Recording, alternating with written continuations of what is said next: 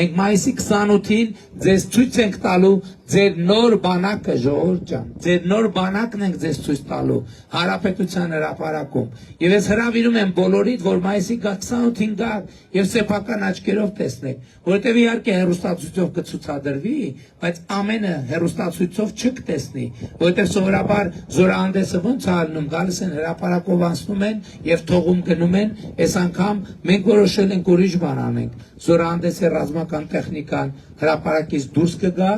կշարվի Տիգրան Մեծ պողոտայում, ամբողջ օրը կմնա այնտեղ, որպեսզի Հայաստանի քաղաքացիները հնարավորություն ունենան գան, տեսնեն իրենց աչքերով եւ իրենց սեփական չմիջնորդավորված տպավորությունները ստանան։ Եվ ես ասում եմ, որ